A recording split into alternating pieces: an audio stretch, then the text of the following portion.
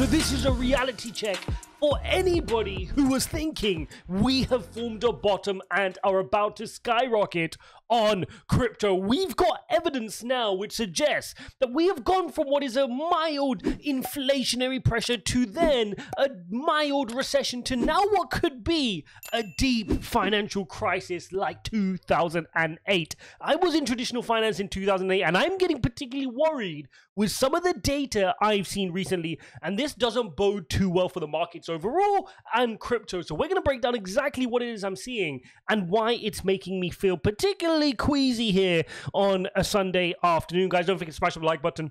Don't forget to subscribe. As always, check out the links in the description if you want to buy or sell any crypto. Now, I want to kick this off with the big news, which a lot of you guys may have seen flashed up and have maybe not quite understood the significance of this. And that is Credit Suisse is at a critical moment as bank prepares for latest overhaul. Now, why is this a big issue? Well, the reason is this reminds me heavily of what was going on back in 2008. Back in 2008, I was a young buck getting into traditional finance, working my way as a trader. And one of the things we were trading was something called credit default swaps. And interestingly, that is exactly what is going on with this story here. So I do want to bring you up to speed with what's going on here. Now, Credit Suisse CDS spreads are at 14-year highs. But what is a CDS?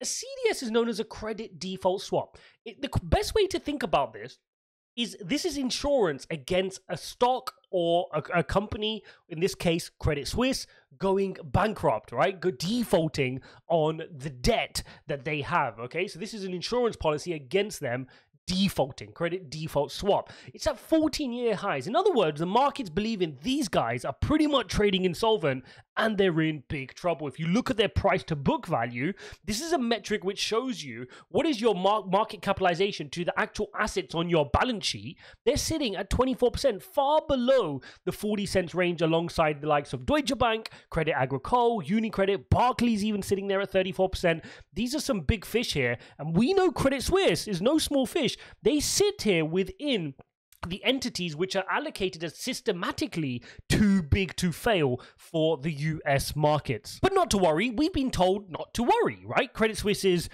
chief executive, Ulrich Körner, says, you know, we have a strong capital base and liquidity position, and obviously he has to come out and say these things. But if we look at what history has taught us, Lehman Brothers said the same things. They famously collapsed back in 2008, and they were saying the same thing, right? Lehman hopes for capital raising plan soon. So this has got the markets worried, and this is something that I've been talking about, that maybe we could be heading into a deep, what I was calling potential depression, right? I was saying maybe they're going to fudge the numbers and try to call it a double dip recession, but now we could be heading for a straight financial crisis. And if you see what we covered off last week, we had issues with the UK. The UK's at a point of real big pain. You got the Bank of England stepping in to buy the government bonds. We covered this off at length last week. Again, reminding us that a lot is going on from a company level, from big banks levels, and this could be bad. I remember at the time, guys, Greece had a whole bunch of issues. There was contagion effects around Europe. It was really, really messy with many, many banks just trying to survive. And here's the thing. When we were looking at this in the crypto space, what were we saying? As the crypto price kept falling, we were finding out that as the shore was going out, we found out who was swimming without trunks, right? We used that analogy. And we could see the likes of Suzu at 3 Arrows Capital, Voyager, all these companies, even Terra Luna's collapse, really did come about when liquidity was really strapped. And that is exactly what the Fed is doing right now. The Fed is hoovering up money from the ecosystem. That means removing liquidity. When you remove liquidity, you suddenly start to realize who is trading insolvent, which companies are swimming without shorts. And we're going to now see that in the financial space of some of the biggest banks in the financial space globally.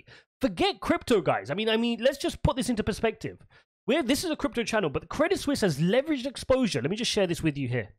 They have leveraged exposure of 900 billion, the entire size of the crypto market, roughly. Okay, this is huge. And this is just one bank. This is then not going on to Deutsche Bank. This is not then going on to Barclays or whoever else is in trouble as you get this contagion effect. Because if they default, guess who holds exposure to them? all the other banks, all these other institutions, all these other big companies. This becomes a real big problem, and that is how you end up in a financial crisis, where not just huge companies and banks are facing issues, but that also then leads to companies defaulting on their debt, knocking on the door of the IMF, and this could be really, really painful, guys. And this is why anybody who is trying to sell you this narrative that we're just going to head straight back to the moon, we need a reality check right now. If we put our macro hat on, we need to have a deep, deep reality check. Now, if we look at the Bitcoin price here on the daily chart, I've been monitoring this pattern with you guys, and we want to see how does this play out. We've shown a little bit of strength bouncing off this level. We want to see, are we going to create this kind of a peak here before then falling back down and breaking this level? And that's what we're looking at here for Bitcoin. Because trust me, if we head into this kind of a financial crisis, initially Bitcoin will panic. Now, whether Bitcoin now then creates its narrative of doing really well during a financial crisis, that is yet to be seen. Bitcoin was not around in the previous financial crisis. It's not been through a deep recession. So we don't know. This is uncharted territory. But one thing we do know is during this retracement, Bitcoin has been falling as equity markets have been falling. We have been correlated. Now, that correlation can snap when things become really, really dangerous, when the financial crisis is really pushing through. I think Bitcoin can prove itself as the reason why we created it, right? You can say, this is why we're here. We weren't here in the last financial crisis, but now you've got an option. When the market is going crazy, put some funds in Bitcoin. So it'll be interesting to see how that plays out. But that's thinking a couple of steps down the line. The first thing we need to be aware of is this is now no longer just a basic inflationary situation which the Fed has to control. It's sparked beyond that. We triggered a recession. They don't want to admit it, but at the very least, you've got a recession. Then the argument is, how deep is this recession? Is it going to be a deep recession? Is it going to go into this financial crisis like we're seeing here? And the longer we remain in this situation, the longer the Fed has to tighten and the deeper they have to tighten into high interest rates, the more companies like Credit Suisse who will be struggling. And that is the decision the Fed has to make, Jerome Powell has to make, of is he going to pivot? And news like this will play into his thinking of how aggressive he can be with his rate hikes. So there we have it, guys. Bitcoin down 1% here on the day-to-day. Let's take a look here at the key levels in the charts. And what you can see is we're still in this channel, right? We've been monitoring this channel closely. And for me, still a great time to dollar cost average in. Now, this just depends on when you've come in the crypto market, right? Like, I've had plenty of opportunities to dollar cost average in at these positions. For me now, it'd have to be a significant fall now, back down below 17,600, maybe testing even lower for me to make some really significant purchases. Again, with this landscape, with these clouds hovering over, like I'm just sharing with you, I'm expecting more pain in the markets over the next few months, and I want to make sure I've got some cash on the sides to navigate that. Things aren't looking good right now, guys. However you want to look at it, you load up CNBC front page, and whether you're looking at Russia's issue here, you've got North Korea firing missiles, you've got Facebook scrambling with worse performance since, I mean, their stocks fallen to prices since 2019. You've got tech companies making huge layoffs everywhere. We could still be in the early tranches of this difficult period. So a lot going on right now. You've got bond yields continuing to climb here, 3.8% here on the treasuries. And this is the start of what could be really, really nasty. So I know I'm coming out hard in this video to share with you guys what my fears are, but when I woke up and I started seeing these articles here around Credit Suisse struggling, I started looking into the data, looking at their price to book value, then going in to say, okay, what happened with Lehman Brothers, looking at their CDS spreads. Remember, this is people betting on the fact that they're going to default. If this is going up, people are betting that Credit Suisse are close to defaulting. Their share price is in the bin. They've fallen 95% from highs. They're in the bin right now. So this is a sign of things to come, unfortunately.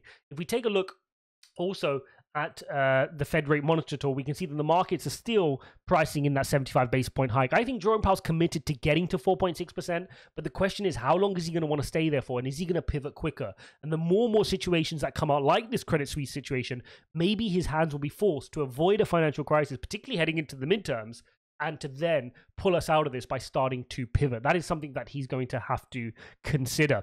If we also take a look here at the dollar index, it's important that we look at the dollar index. This continues to show strength, okay? It's continuing to show strength, bounced off its EMA ribbon exactly as we expected, and again, showing some good movements here. So don't be surprised to see this just kind of cool off a little bit, maybe even touch the EMA ribbon before going for its next move to the upside. And remember, this move's inversely correlated to Bitcoin. So if this shows some strength, it could be another difficult week for Bitcoin.